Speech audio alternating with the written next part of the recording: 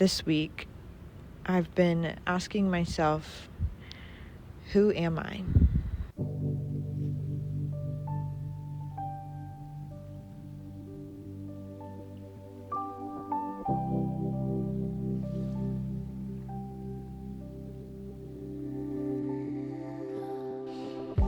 If you look at YouTube as a creative platform to express yourself and tell your stories, then it's essential to just know who you are.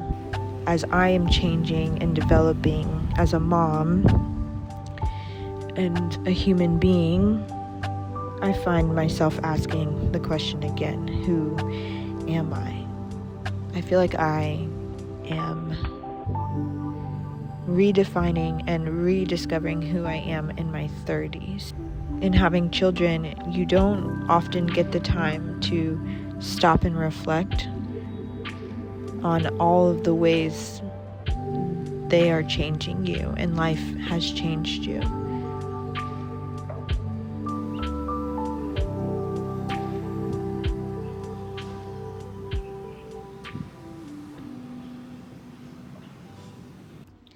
We have just gotten back from the beach. It was quite nice, actually. My heart beneath my skin. I can feel my heart beating, 'cause you make me feel like I'm alive again. Feel my heart beating. I feel my heart beneath my skin. I feel my heart beating. 'Cause you make me feel like I'm alive again.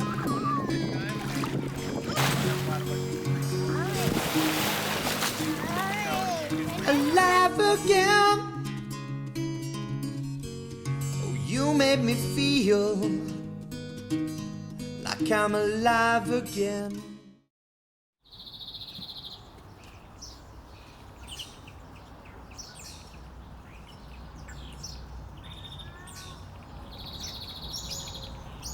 I've been having quite the existential week.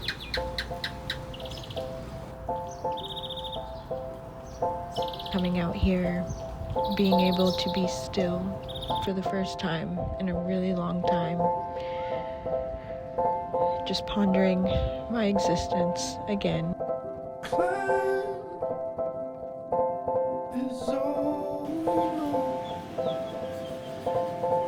One of my friends commented on my last vlog and said that sometimes the Lord gives us flowers in really difficult seasons, and finding this place was like a flower, and I just couldn't agree more. This morning I realized how much it reminded me of the times in Florida when I would go to the beach and watch the sunrise. And I feel like that has been something I have been so homesick for forever now, for the last 3 years, honestly.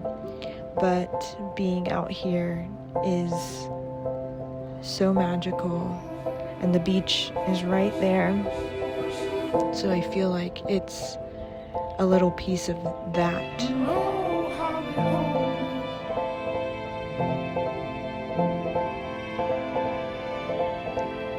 I don't think I will ever take for granted those still, quiet moments ever again. Especially not with a third baby coming. I'm like, how is this gonna work? But we'll make it work somehow.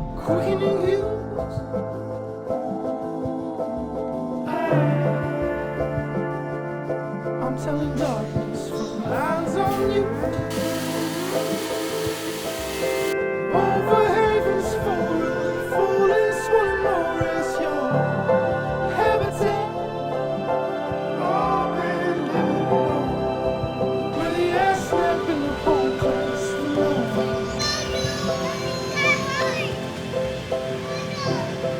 Ow! You need help? Yeah.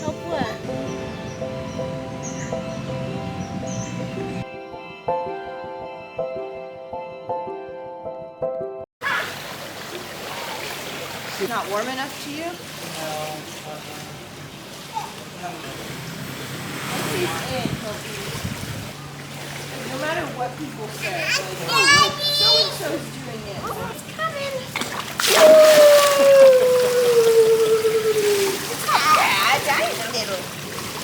Oh, I'm sorry. Got it on your eyes? Because if you do let go, then you won't go I under. am 34 weeks since yesterday. I filmed a video yesterday basically talking to my past self who was terrified of having a home birth. If you haven't seen that video, you should check it out. I mean, if you're pregnant or considering home birth, natural birth, whatever it may be. But that video is very near and dear to my heart because I feel like there would be way more people experiencing the birth that they want if they would overcome fear. But anyway, I say that to say I can finally start envisioning having a baby in this apartment. Before, I was like, I really don't see how this is gonna happen. But yeah, now that we've met our doctor and we have our birth pool and we're starting to get things set up, we have this ball, which means we are one step closer to giving birth. You see the ball? Like, I can actually see it, and I'm actually excited. Like, I'm so excited. This is the most excited I've been to give birth and meet the baby out of all of my pregnancies. I feel like with Kairos and with Augie, I was just like, yeah, I don't know what to expect. I was more apprehensive, and with this one, I'm just like, I'm so excited to meet this baby. Maybe not knowing the gender has a lot to do with it. Maybe the fact that, yeah, it's gonna be a surprise. Oh, we bought outfits. We bought baby outfits yesterday. To think we're going to have a baby this small again is so crazy to think about. And look at this little hat. We had to get mainly neutral stuff because, I mean, obviously we don't know the gender, but we want to have clothes for when they're born. But I did get a special outfit if they are a girl. Not that all the others aren't special. Like, I feel like this is what we would have picked for a boy anyway. But if it's a girl, I got something that's actually pink. I don't know. Should I show or should I wait? I'll wait. But yeah, so cute. One thing I realized this morning is that maybe the reason I've been feeling quite existential lately is because my birthday is literally less than 2 weeks away.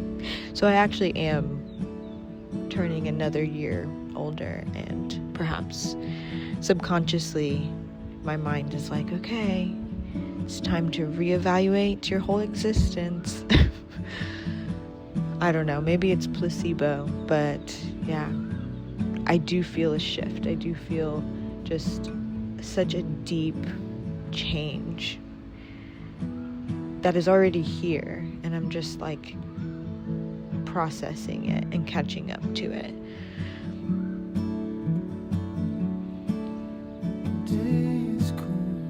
One thing I've been thinking about this morning is that one way to feel at home in places that aren't necessarily your home is to do things that are core parts of who you are. So first you got to know, what are those things that you do that are rhythms and habits that are so important to just who you are. And obviously being up here reminded me of one of my things, just like getting up before the sunrise and having alone time is so important. Obviously we're about to be in newborn season, so that might not be as possible. So knowing how to have grace and balance, but also journaling for me. Like, I need to journal. Like, it's such a rhythm and habit of like my soul. It's something that I practice to filter my thoughts, express, release my thoughts. Like without it, it's like a messy room, and I have nowhere to put all the stuff. The journal is my closet, the closet of my brain. So another thing is just being creative and expressive in some way. I've picked up watercolor painting in the last year or so, which has been extremely just, I don't know. I'm not a painter. I'm not an artist necessarily, but just painting is I don't have my crochet tools with me, so that has been limited. I don't have my sewing machine. I don't have a lot of the things that I would have back in Central Asia. So I've had to make do with what I do have, and painting has been it.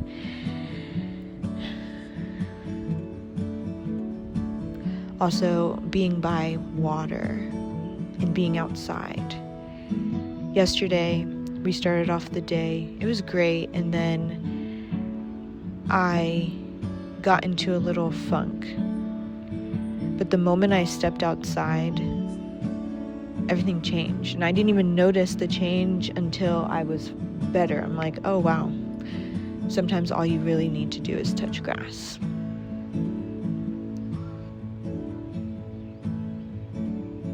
Last thought of the week. I have also been thinking along the lines of this who am I type of thing. I've been thinking about the whole idea of branding yourself on social media and what that actually means. For me, who's someone that is extremely free-spirited, extremely one day I'm this and one day I'm that. Like, it is very hard to wrap my brain around this idea of branding, because for me it's almost like putting yourself in a box and making sure that anyone who experiences you online experiences this persona of you, or this version of you that you have cultivated, curated, and created online. And I have been really refreshed by people who I've seen online who just defy that whole thing, but it's really hard to grow a community and grow any social media platform without that box and without a pre-existing following already. And so I've just been thinking about that, and then realizing like, actually I don't care.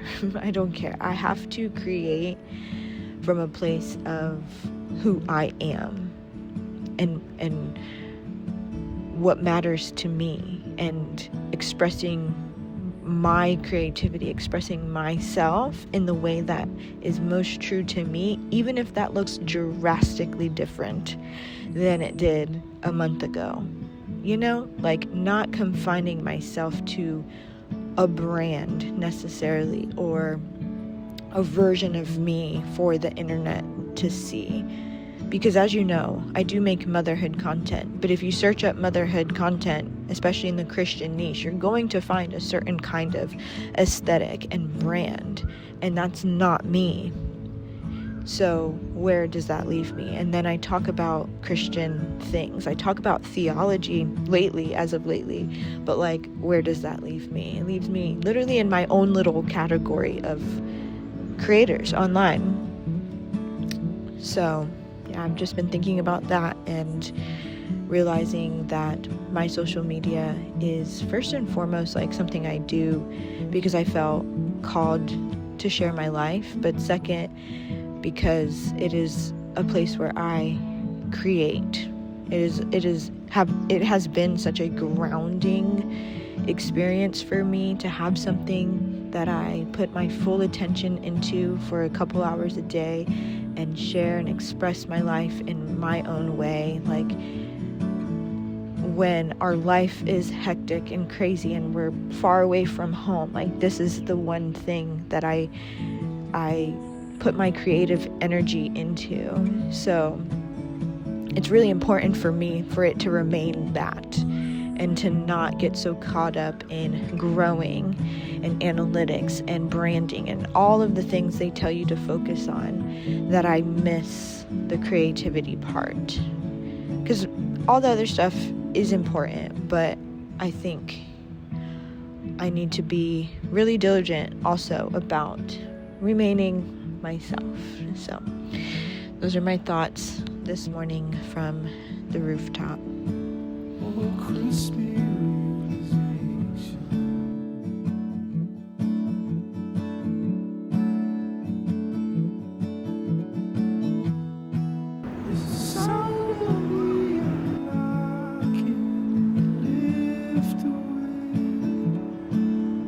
Today is Christmas Eve, which is really insane to think about because it's so warm here and it doesn't feel like the holiday season, but I kind of like that. Honestly, our last few years living overseas has not felt really holiday-esque because the part of the world that we live in doesn't celebrate the holidays, or they don't celebrate Christmas, and obviously they wouldn't celebrate Thanksgiving, so it's not festive during this time.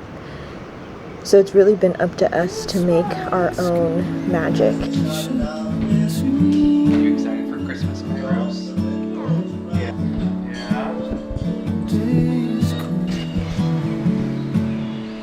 We've been able to almost naturally and organically strip away all of the stuff that is unimportant.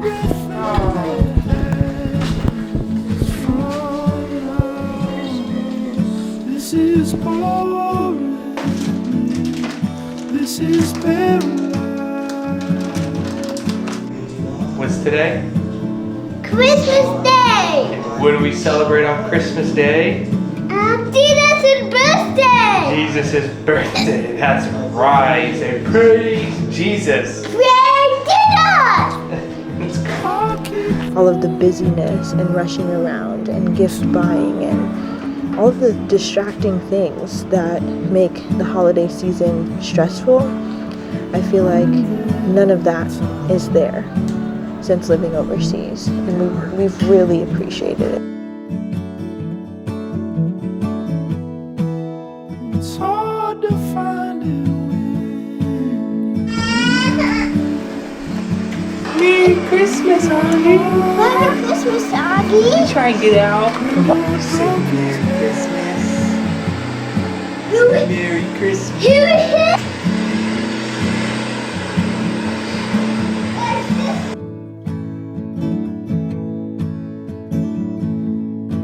You can. Guess what? Captain America! My love language is gift giving. To be honest, I think all of the love languages are mine, but I really especially love gift giving and watching them like get surprises and open their gifts. So yeah.